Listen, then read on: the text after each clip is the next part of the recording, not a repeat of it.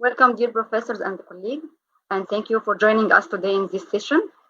First, I would like to thank the organizing committee and the Hikma Pharmaceutical Company to inviting me to be part of this successful meeting.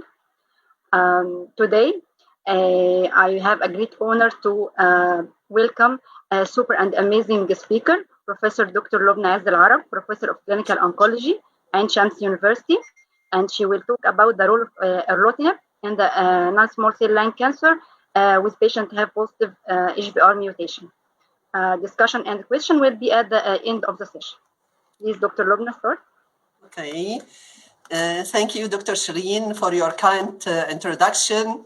Dear Professor and colleague, it's my honor to present this talk, and special thanks goes to Hikma giving us to share the experience. My talk today, Lungitinib Better Health with Reach Every Day. Fact and figure regarding the estimated around 15% of world population are smoker, up to 90% of cancer lung cases related to a smoker. Leading cause of death worldwide is rated #1 is the cancer, and lung cancer is the leading cause of cancer-related death. This is to know the magnitude of the problem. Okay, evolution of therapy in lung cancer started with basic histology, squamous, non-squamous, large adeno, and then molecular pathology depend on EGFR, Al-Cross as a standard of care nowadays, and then the revolution in mutation in gene with PD-L1 and the tumor mutation burden. The common epidermal growth factor mutation in exon 19 and 21 representing nearly 80% of total mutation. Special concern goes to mutation in exon 20, which is T790M, as he has a special actionable treatment. To know how EGFR it acts on proliferation, survival, cell death progression, gene transcription, as well as migration. So TKI act on all these pathways, lead to cell cancer arrest and death. To know more about the mechanism of acquired resistance, it's related to 4 categories. First, EGFR mutation in a certain point called EGFR ERBB3 or T790M, as mentioned previously, or MET amplification, and the last HGF overexpression. What is the role of TKI in non-small cell lung cancer? Currently, TKI, we have 3 generations. First generation with 2 competitors, Erlotinib or Gefitinib. Second generation like Afatinib. Third generation like Ositinib. The journey story of Erlotinib from 1993 with development, and then AFD approved in 2004, and then as a maintenance in 2010, and then as a first line FD approved in 2013, and lastly with the introduction 2019 with Lungitinib as a first generic Erlotinib marketed and approved by Ministry of Health in Egypt. Erlotinib as a monotherapy as a first line. This trial, Optimum trial, it is a randomized phase 3 trial for Chinese population, stage 3B and 4 non-small cell lung cancer with mutation in EGFR, ECOG 0 to 2, with no prior therapy. The patient were randomized between the standard of care at that time, 4 cycles of Gem-Carb and oral Erlotinib as an investigational arm. The 2 arms were well balanced regarding the demographic data of the patient. the amazing result with progression-free survival favoring erlotinib arm. Regarding the toxicity, definitely chemotherapy was associated more with grade 3 and 4 toxicity. Chemotherapy also associated with increased treatment-related serial event lead to stop of treatment. Optimum trial BFS benefits see consistently across the all subgroup, even in non-smoker. Another European population or TAC study with the same parameters like the previous one, but in European population, France, Italy, Spain, again, as no previous treatment, randomization 1-to-1 between 4 cycles of the standard of care at that time and erlotinib. Both arms were well balanced. Again, with progression-free survival significantly longer with erlotinib, 9.7 versus 5.2 months. So it was statistically highly significant. ORTAC study through all subgroup, erlotinib proved a benefit. This is the waterfall plot representing that great success with erlotinib. According to toxicity, the grade 3 toxicity stressed to erlotinib was rash. Otherwise, chemotherapy was higher in toxicity. As an adverse effect, serial adverse effect, also again, rash was the highest in toxicity in comparison to chemotherapy, but myelosuppression and the other serial adverse event, grade 3 and 4, was recorded in chemotherapy arm. In short trial, it is an Asian population with the same, like the previous style, with 4 cycles of GEM-SAS, and the investigational arm was erlotinib. This is the patient characteristic were well balanced between the two groups. Again, median BFS significantly longer with erlotinib, 11 versus 5.5 months. All subgroup in this study got benefit from erlotinib. Again, the toxicity was marked in chemotherapy arm, and treatment-related serial adverse event occurred in 2% with erlotinib arm versus 10% with GEM-CARB. The most common grade 3 or more adverse event reported with erlotinib was rash. Erlotinib plus vascular endothelium growth factor inhibitor.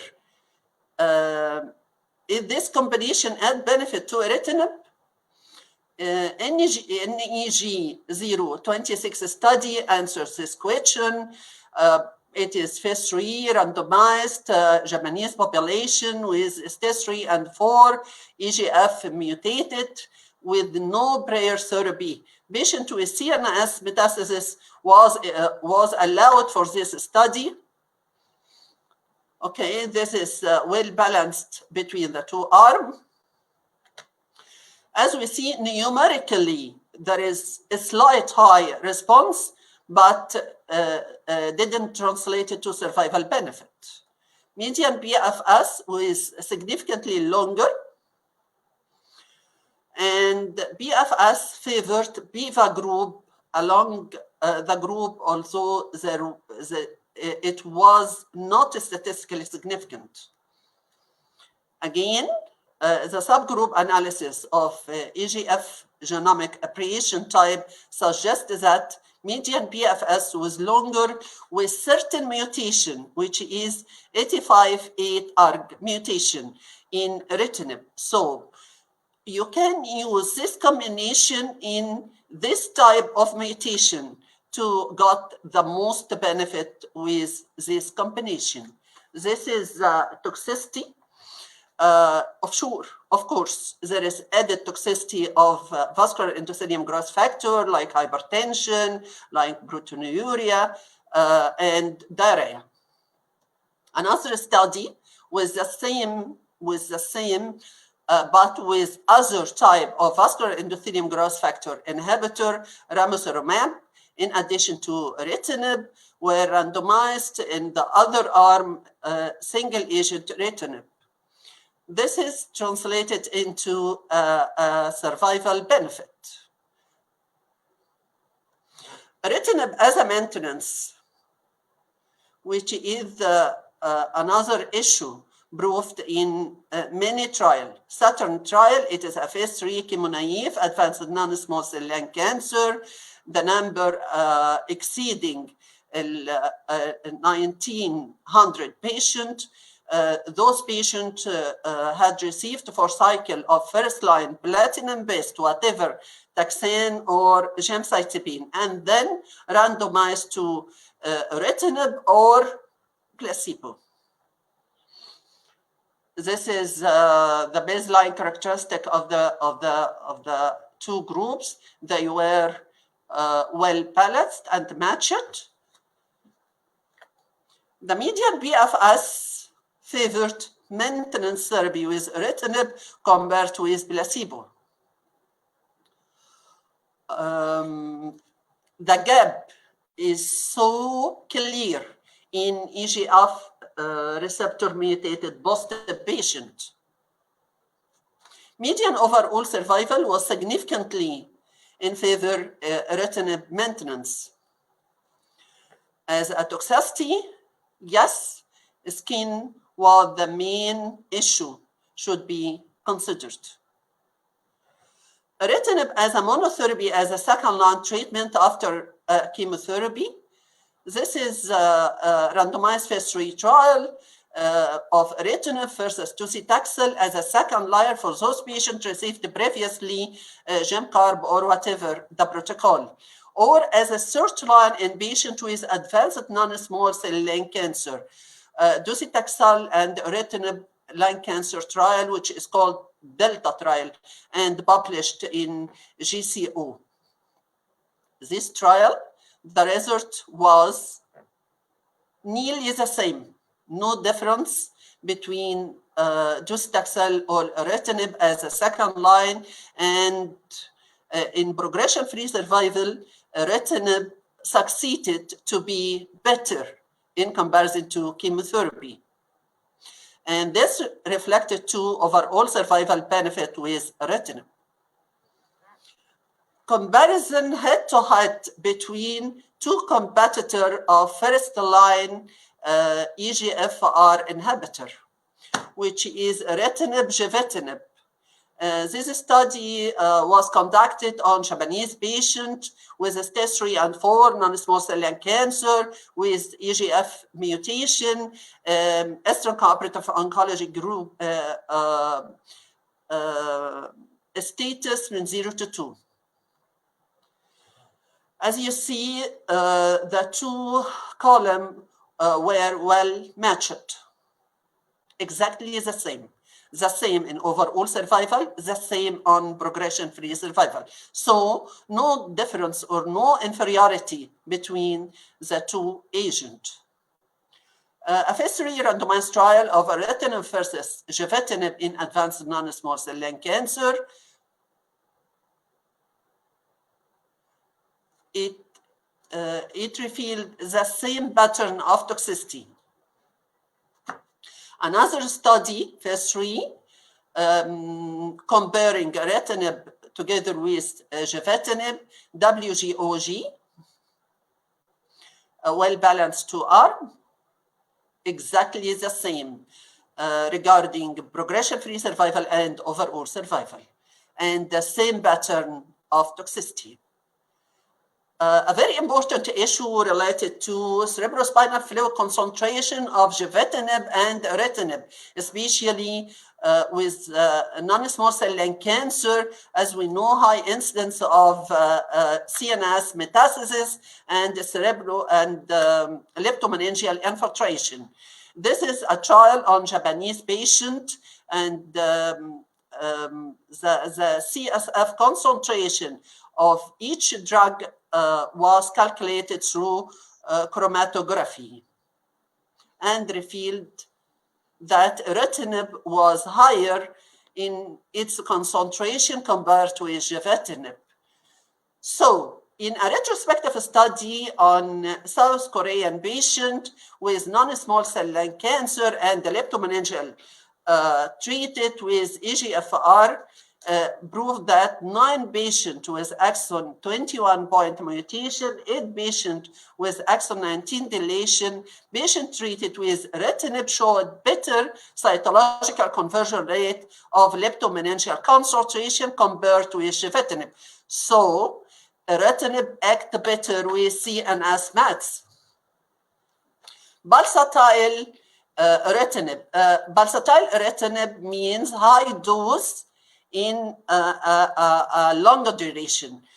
We have 2 protocol on weekly basis, 7 tablets per week, or even can increase the dose to 10 tablets per week, 1,500 milligram each week, or 600 milligram every 4 days.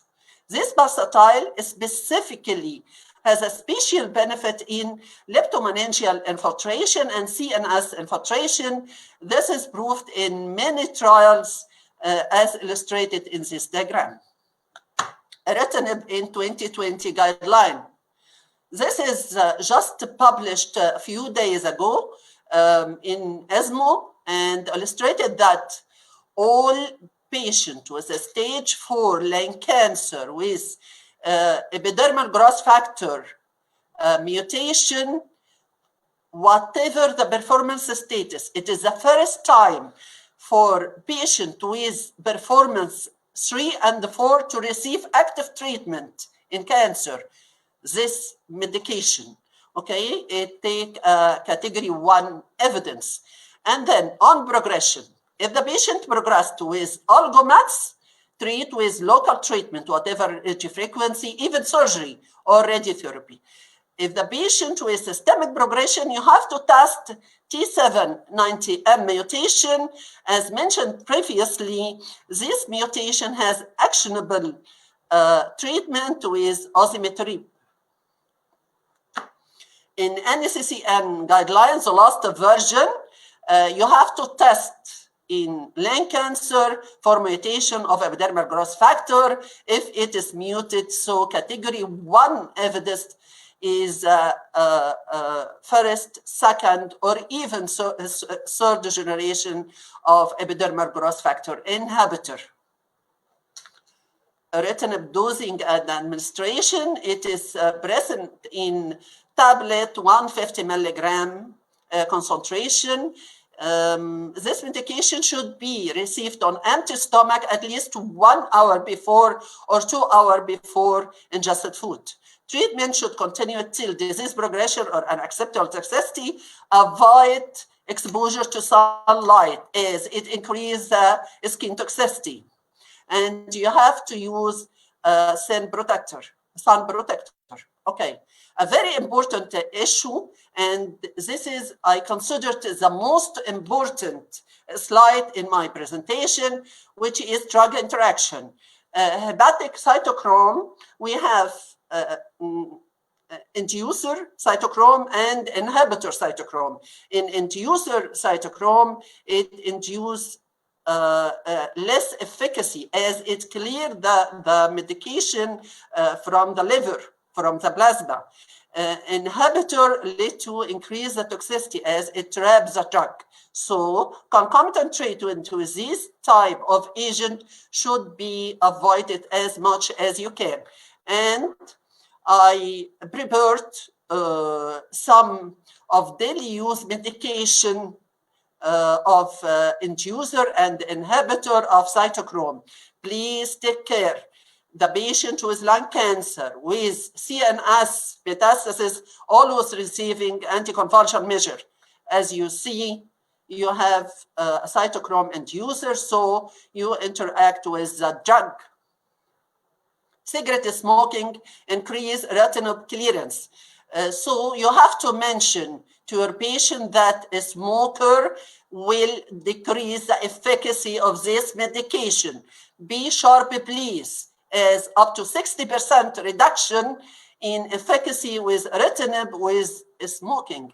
Avoid grapefruit as it inhibits cytochrome 3A4, which lead to increase the level of Erlotinib with increased toxicity. Again, possible drug interaction with warfarin, so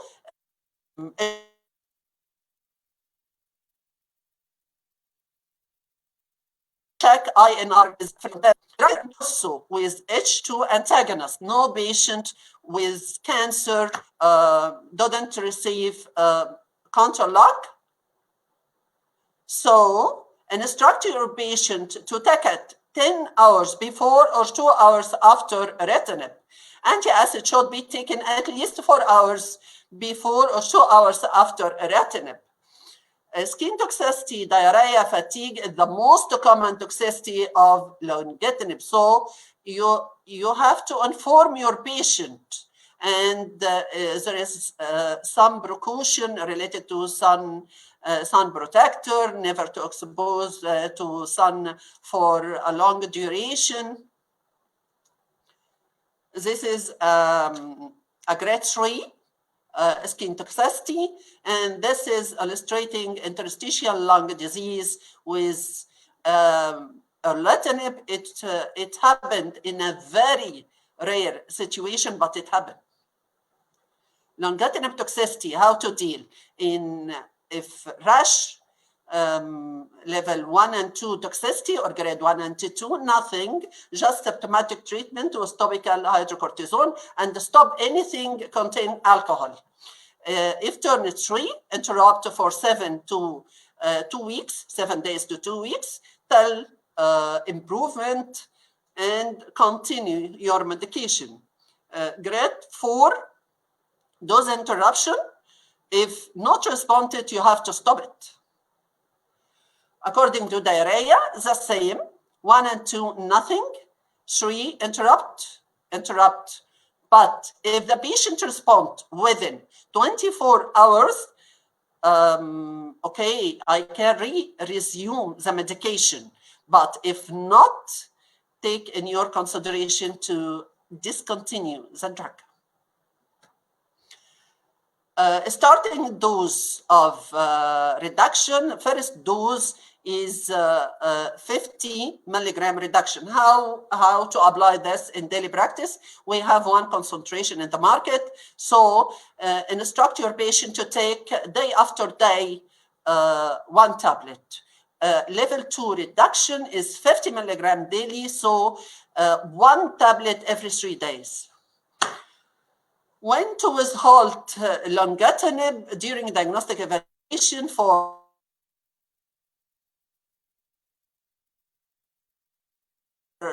interstitial lung disease, for renal toxicity, and to consider discontinuation if it not responded. In patients with pre-existing hepatic, without pre-existing hepatic impairment, up to high bilirubin to 3-fold the normal or upper normal transaminases up to 5-fold, consider discontinuation. But below this, no. In patients with pre-existing hepatic impairment, just doubling bilirubin or tripling transaminase, you have to discontinue Lungitinib. For persistent severe diarrhea not responding, as mentioned previously, within 24 hours. For severe rash not responding, the medical treatment. For keratitis grade 3 and 4. For acute ocular disorders such as eye pain and discontinuation, please discontinue Lungitinib. Interstitial lung disease, severe hepatic that not respond significantly within 3 weeks, gastrointestinal perforation, severe polyplaster or exfoliating skin condition, corneal perforation, you have to stop, discontinue Lungitinib. And thank you.